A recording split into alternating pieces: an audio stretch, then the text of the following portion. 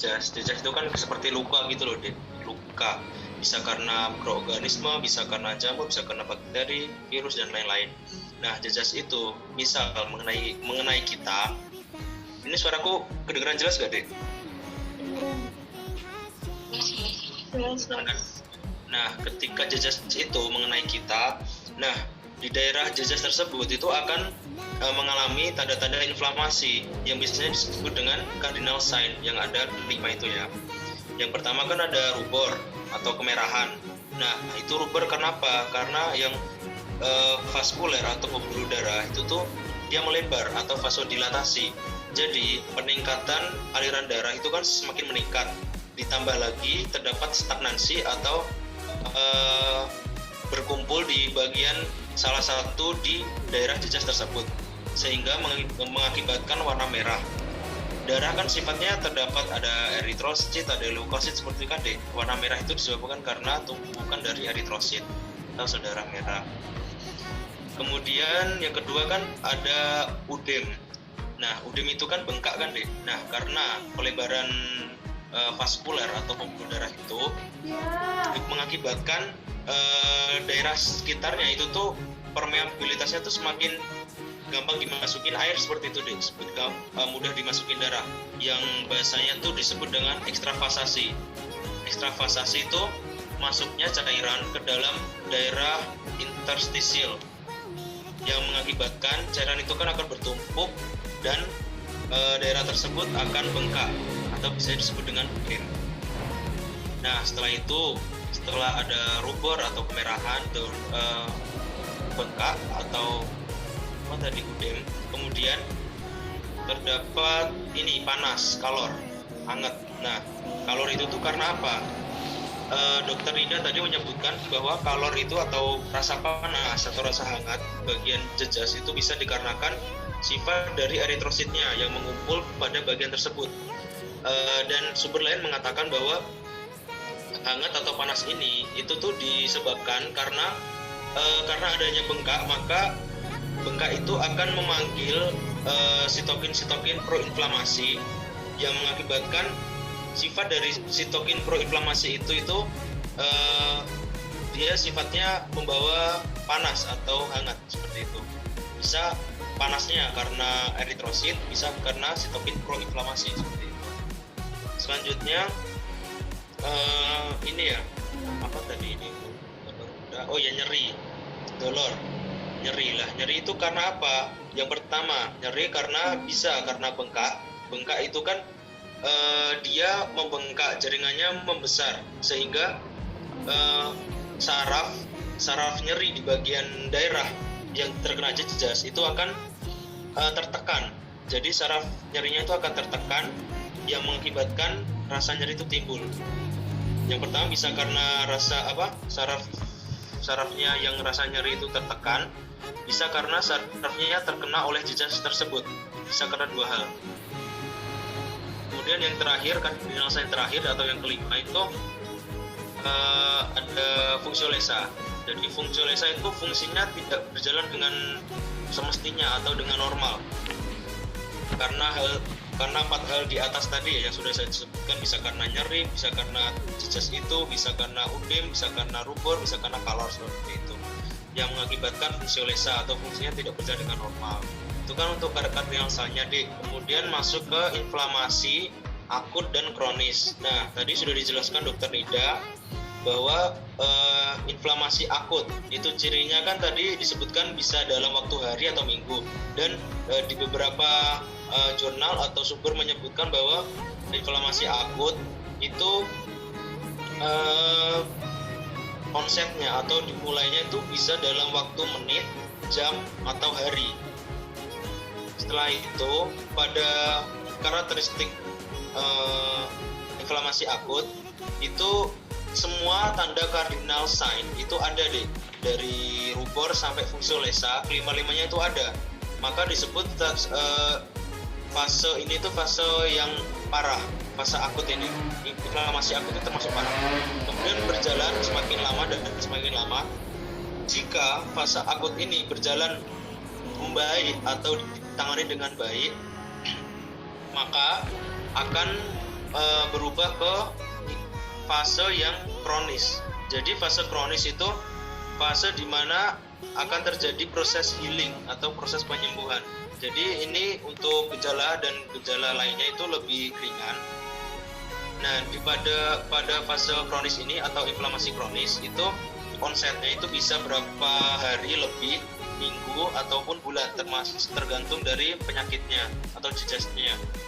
Kemudian khasnya pada inflamasi kronis ini itu tanda kardinal sign-nya tuh hanya salah satu deh yang ada, misalnya hanya rubor atau kalor atau fungsiolesa dan lain sebagainya. Satu atau dua, tidak semuanya, tidak lima dari kardinal sign seperti itu. Nah, tadi kan saya jelasin akut jika membaik itu akan menjadi kronis. Tapi jika akut itu memburuk atau ditangani dengan buruk atau penanganannya itu telat, itu maka akan menjadi abses. Jadi abses itu udah bentuk dari lanjutan akut tetapi ketika tidak ditangani seperti itu. Kemudian kronis kan harusnya udah selesai deh. Stadium kronis kan harusnya udah dalam proses akhir penyembuhan. Tapi pada kronis ini jika tidak ditangani dengan baik juga akan kembali lagi ke fase akut. Jadi dia dari kronis bisa kembali lagi ke akut, dia disebut dengan eksaserbasi akut. Kronis, eksaserbasi akut, yang dimana akan dibahas di preparat selanjutnya. Maka ada ditanyakan dari kronik, akut, dan fase inflamasi tadi kardinal sign.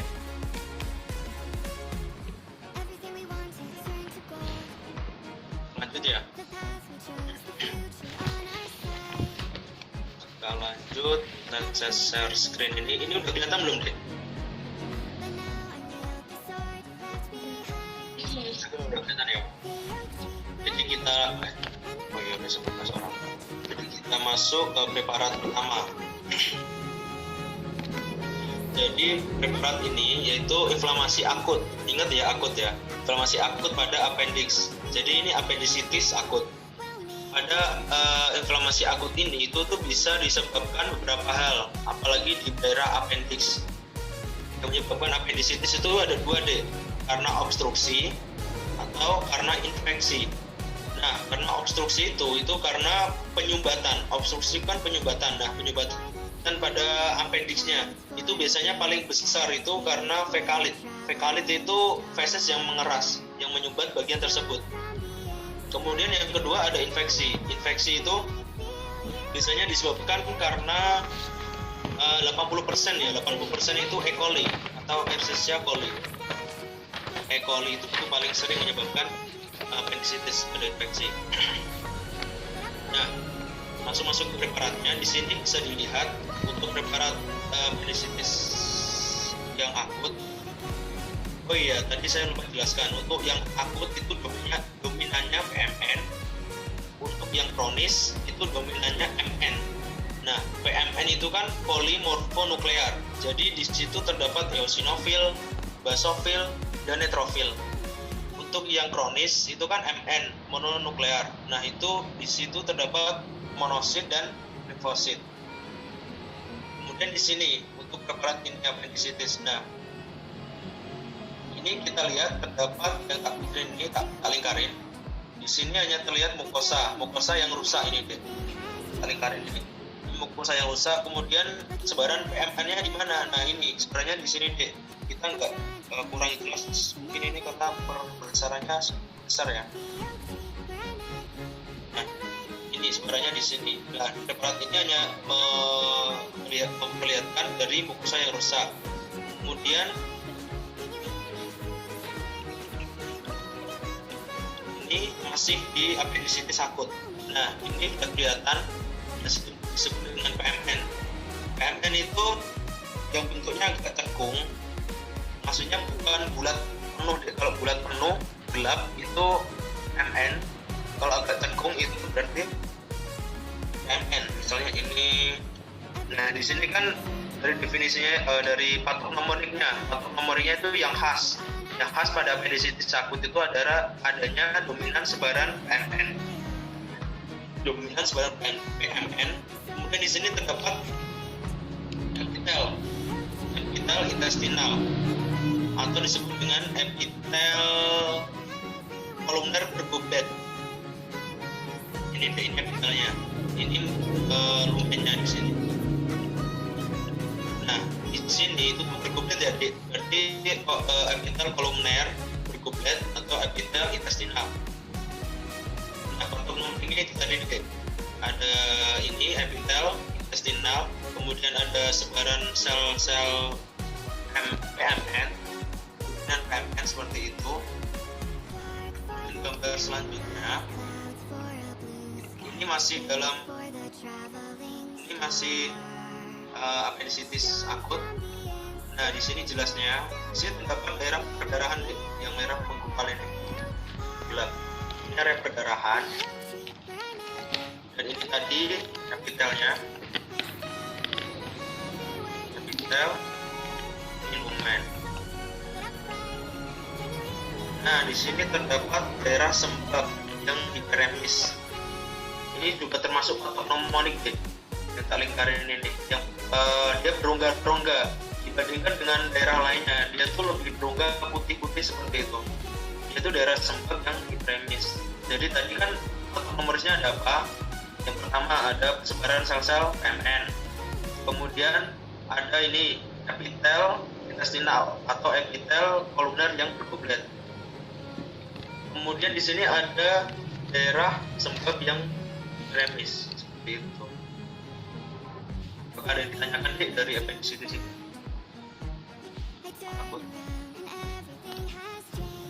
Kalau belum ada langsung gambar. Ada pertanyaan apa enggak deh?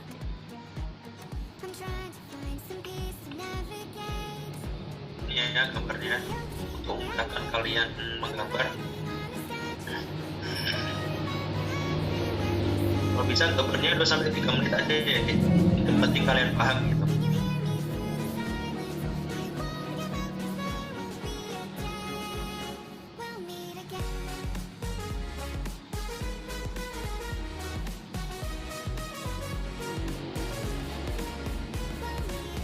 Oh iya dek, nanti untuk pengumpulan laporan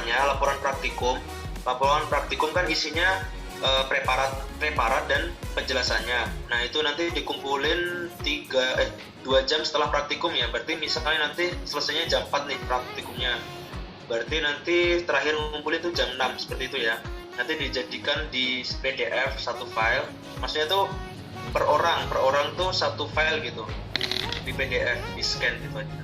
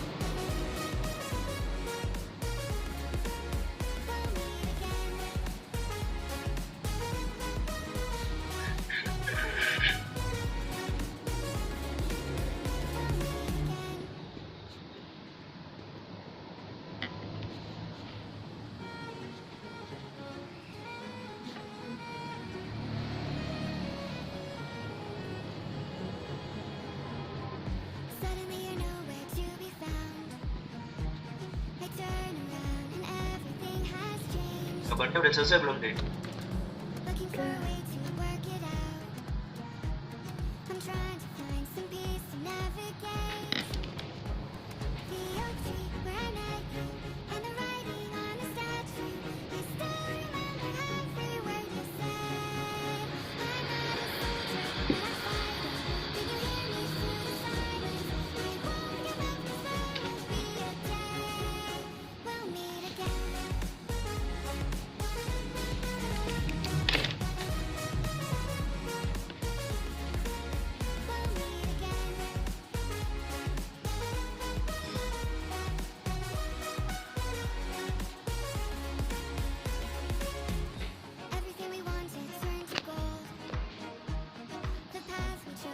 selesai belum deh?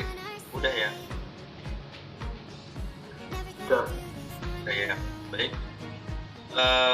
Apakah ada yang ditanyakan dari ini apa? Inflamasi akut pada appendix?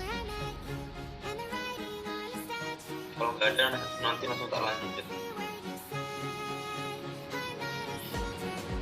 Langsung tak lanjut ya. Kalau ada pertanyaan langsung ngomong aja, nggak apa? Langsung ngomong aja.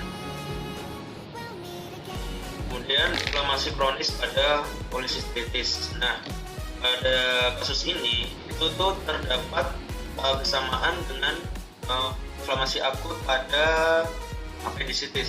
Nah, yang bikin sama itu tuh epitelnya. Jadi di sini epitelnya tuh epitel kolumner, tetapi yang membedakan di sini tidak bergoblet. Epitel kolumner selapis tidak bergoblet. Tapi nanti juga tergantung soalnya yang bisa diresponsi ya. Kalau hanya menyebutkan epitelnya, berarti tulis saja epitel kolumner selapis seperti itu. Kemudian di sini kan kronis. Nah, tadi yang sudah saya jelaskan, kronis itu dominan MN kan. MN itu yang mana? Yang bulat penuh gelap. Ini ada banyak kan? Ini ada banyak kan? Jadi itu MN itu ada monosit dan limfosit seperti itu. Kemudian tadi kan ada lumen, ada epitel, ada sebaran MN dominan. Setelah itu di sini itu tuh yang sudah dijelaskan Dr. Nida tadi di preparatnya Dr. Nida pada saat overview itu jelasin erosi dan ulcerasi. Jadi di preparat ini kan yang saya tunjukkan ini belum ada istilah erosi pada preparat atau ulcerasi. Tapi kalau kalian buka overviewnya Dr. Nida pasti nanti ada, soalnya preparatnya agak beda. Nah, erosi atau ulcerasi itu tuh ini, kalau erosi itu definisinya secara umumnya dia tuh terdapat kerusakan atau erosinya itu hanya di bagian mukosa. Sedangkan yang ulcerasi itu rusaknya atau ulcerasinya itu tuh sampai bagian lamina propria. Lamina propria itu bagian bawah dari epitel. Kadang tapi kita tidak tahu sampai sejauh mana, cuman bagaimana sekitar segini ya.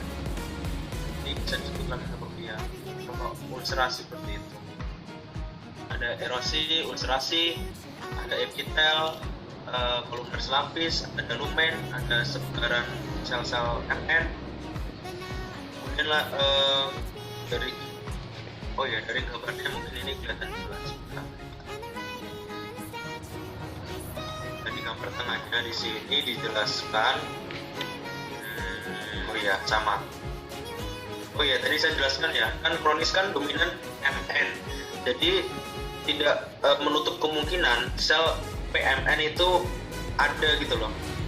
Jadi untuk sel PMN itu ada, tetapi yang dominan itu sel MN karena kronis. Seperti itu.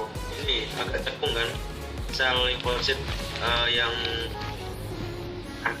PMN itu agak cekung. Kalau yang MN itu belum penuh. Kemudian epitelnya dia epitel kolumner selapis. Volumenya dia seperti sudah ada gambar di 2-3 menit ya. Kalau ada pertanyaan langsung tanya aja, nggak apa-apa. Mau tanya itu kurang jelas atau suaraku patah-patah apa macet apa gimana, nggak apa. Kalian paham.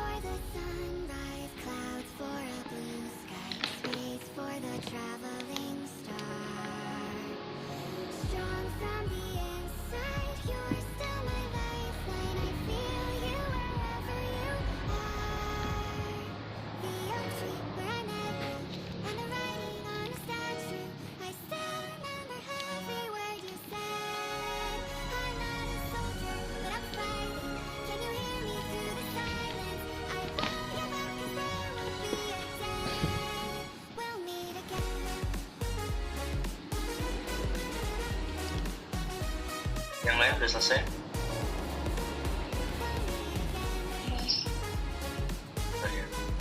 Kalau ada yang ditanyain langsung tanya aja nggak ke Pak Dek? Maksudnya dari preparatnya apa, dari hal lain nggak apa? Lanjut ya berarti ini ya.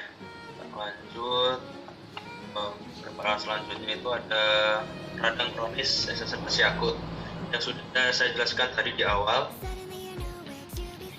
Jadi exacerbasi akut itu dari kronis yang harusnya mengalami perbaikan atau pemulihan. Malahan di sini tuh mengalami perburukan. Jadi dia kembali ke fase akut lagi seperti itu. Nah, di sini itu terdapat sebaran sel-sel PMN dan MN. Dua-duanya dominan deh, karena ini kronis dan akut. Ada sel PMN dan sel MN. Nah, itu faktor pemarik yang pertama. Kemudian di sini terdapat sel-sel limfoid yang tabulatin ini. Sel limfoid itu tuh nanti hiperplasia gitu deh, atau bertambah banyak sehingga membentuk folikel limfoid. Ini salah satu dari folikel limfoid. Ini folikel limfoid. Nah, makin lama folikel limfoid ini akan membentuk sentrum germinativum. Nah, sentrum germinativum itu yang di tengah ini deh, yang ada ini. Nah, ini termasuk folikel yang begini. Kita buletin. Nah, nama lengkapnya ini itu folikel limfoid dengan sentrum germinativum. Itu khas deh. Ada folikel limfoid di sini bahwa yang atas folikel limfoid dengan sentrum germinativum.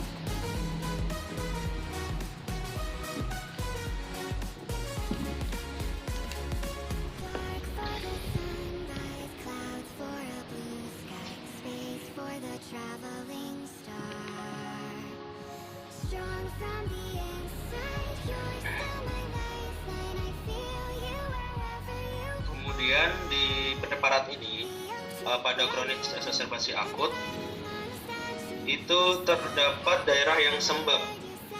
Nanti saya sebutkan daerah sembab di bagian mananya. Yang penting yang harus kalian tahu itu yang pertama adanya sebaran sel-sel PMN dan MN karena ini kronis exacerbasi akut. Kemudian di sini terdapat folikel limfoid. Dan ini folikel limfoid dengan sentrum germinativum. Dan sebaran PMN dan MN-nya itu yang ini kecil-kecil gitu, ungu-ungu ini di sini sekitar sini. Cuman nggak berbesar.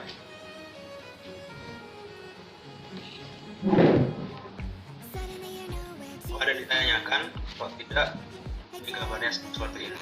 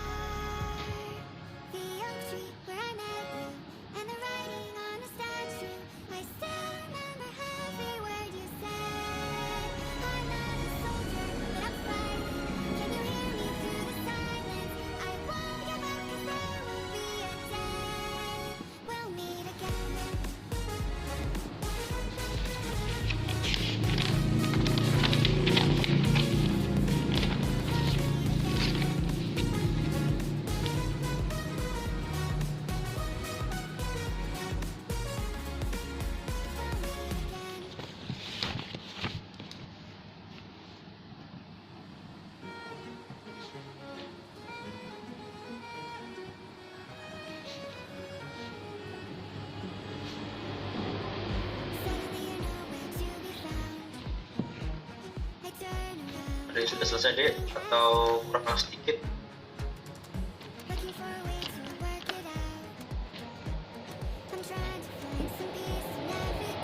Yang sedikit terus.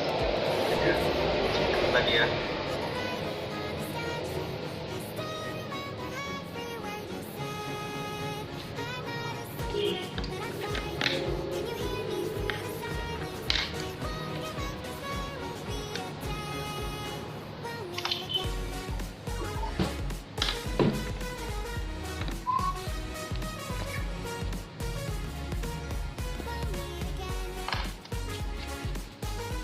Udah selesai belum dek?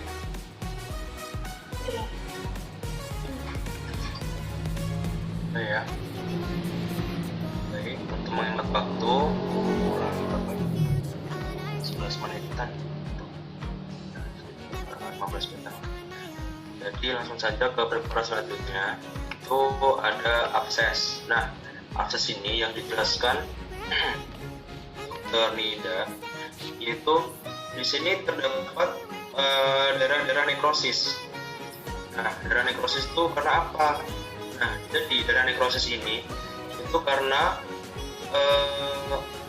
bekas atau hasil dari peperangan antara mikroorganisme dengan sel-sel imun kita. Nah, di sini kan ada sel lemak nih, kita sebutin. Sel lemak di sini terdapat perdarahan yang merah ini. Itu juga perdarahan. Nah, nekrosis itu yang mana? Nekrosis itu yang pink polos ini deh. Pink-pink ini.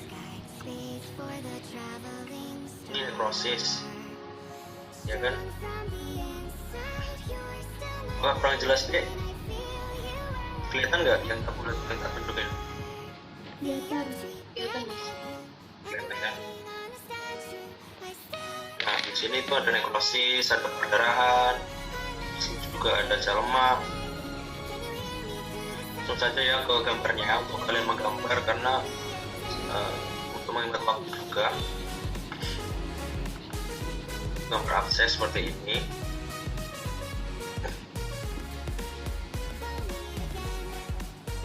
Ya, ini harusnya yang ditunjuk nekrosis itu yang ininya ya deh, yang ininya apa, yang daerah pinknya ini nekrosis harusnya yang ditunjuk.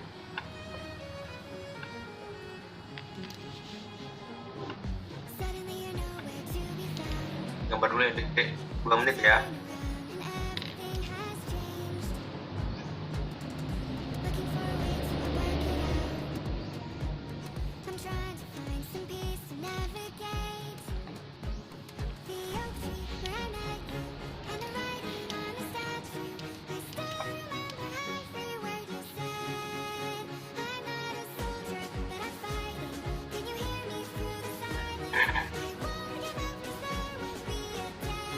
Kalau ada yang ditanyakan langsung tanya aja ya dek.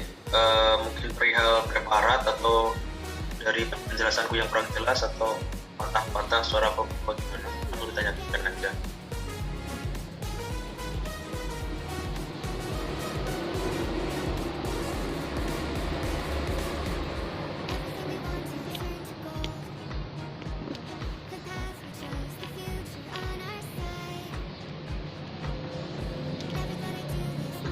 Semenit lagi ya dek.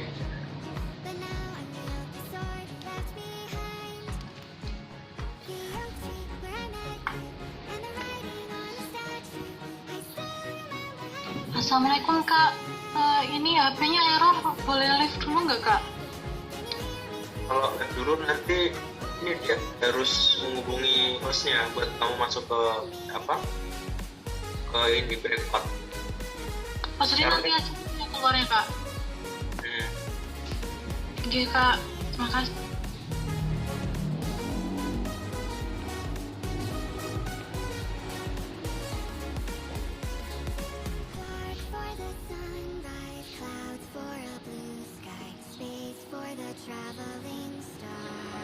Saya dek.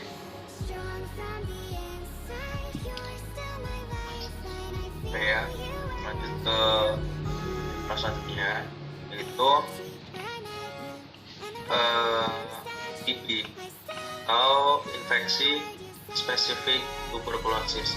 Nah, pada titik ini yang wajib kita tahu itu terdapat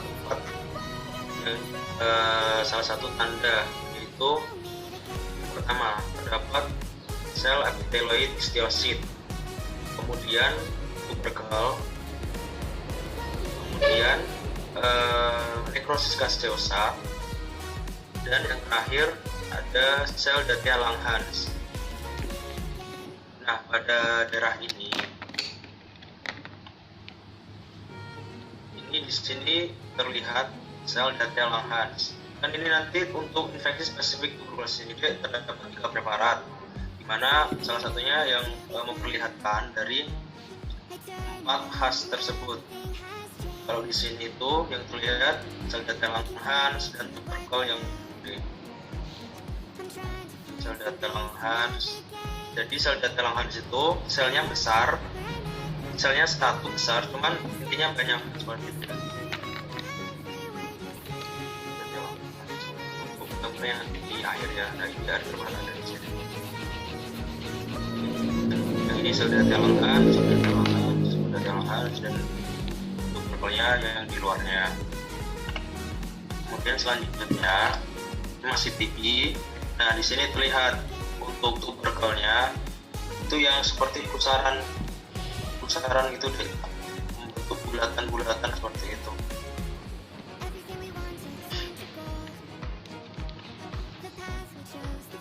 Untuk tuberkelnya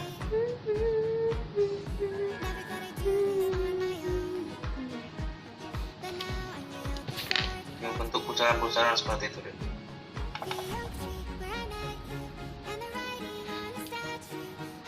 Kemudian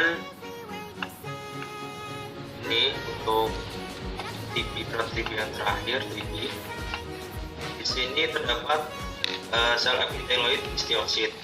Jadi tuberkel itu dibentuk oleh sel epiteloid histiosit yang mengeliling seperti itu deh. Nanti lama-kelamaan akan membentuk tuberkel. Jadi sel epiteloid histiosit itu yang ini deh,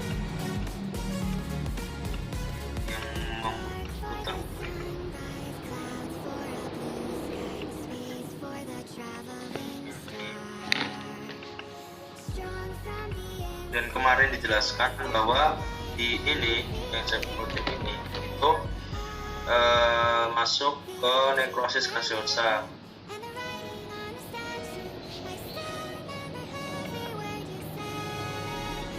Kemudian ini untuk sel epiteloid histiositnya. Nah, lebih enaknya itu misalnya di gambar ini deh, sini. Nah, di sini kan ada epiteloid histiosit, ada tuberkel, sel Datia Langhans, dan nekrosis gaseosa. Jadi di sini tuh epiteloid histiosit itu tuh dia mengelilingi yang nanti dia membentuk tuberkel seperti itu. Ini bisa sekaligus digambar, menghemat waktu ya. Kita masih 2 preparat lagi. Masih 2 preparat. Kalau ada yang ditanyakan atau kurang jelas, langsung ngomong aja deh. Oh ya, ini tuh patok mnemoniknya ya deh. Jadi patok mnemonik itu gambaran khas pada setiap preparat. Untuk tadi inflamasi akut di appendix itu gambaran khasnya apa, kemudian kronis yang sistitis itu apa, seperti itu. Setiap preparat itu terdapat patok mnemoniknya masing-masing.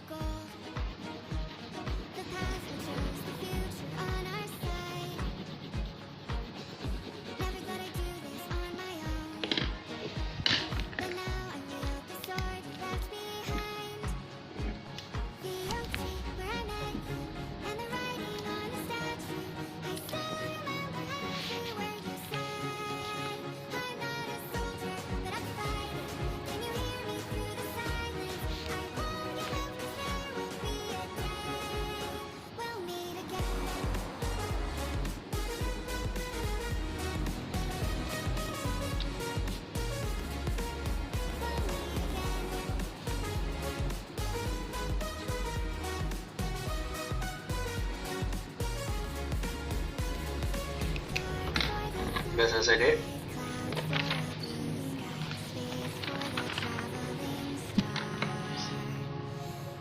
Gimana? Ya. Yang lain udah selesai gambarnya? Belum, Kak. Belum ya?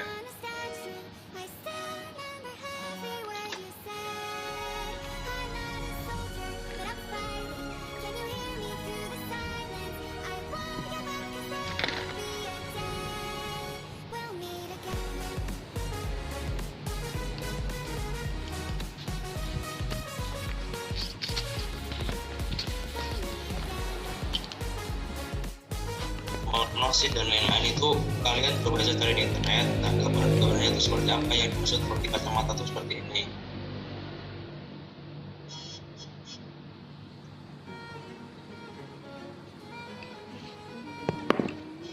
Gambar aja langsung ya dek.